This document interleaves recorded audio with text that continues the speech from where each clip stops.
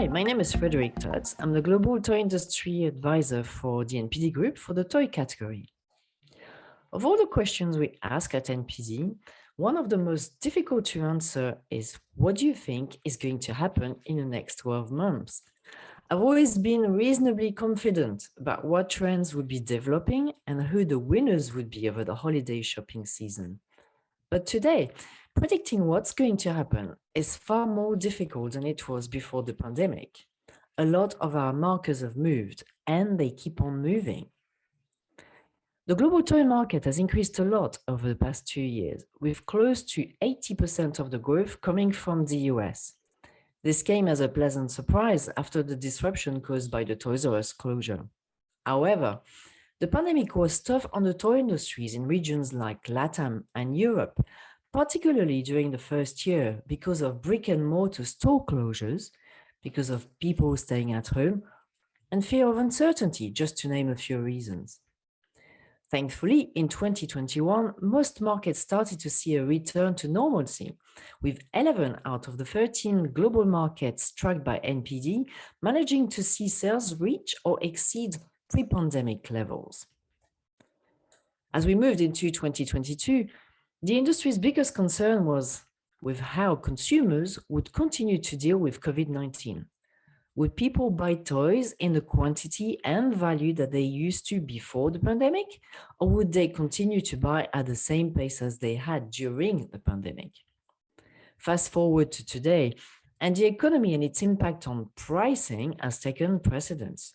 We're facing an economic disruption larger than anything we have on record, but you wouldn't necessarily know this if you looked only at the toy industry.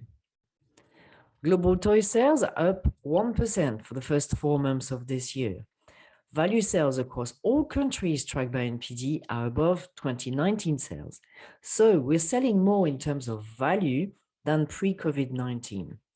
Unit sales have declined 5%, however, while average price has increased by 7%.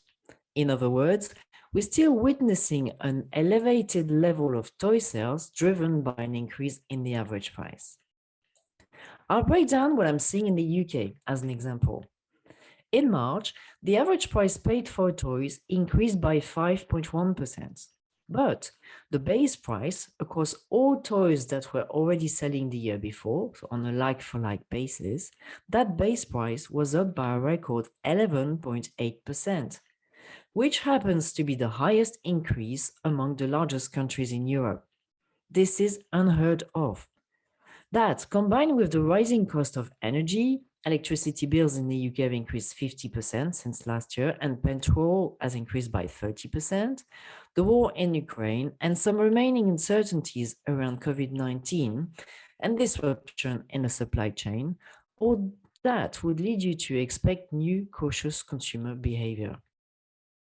Yet, what's driving sales today in the UK and globally? Collectibles. 1 out of every 5 toys sold globally this year has been a collectible. Sales are around 9% of total toy dollars and have been increasing 23% year on year, also driven by a more premium product range. This speaks to me about the power of brands, the compelling value of the toy market, and its appeal across all age groups. It illustrates that even when facing with the biggest adversity we've seen in decades, the toy industry continues to perform well.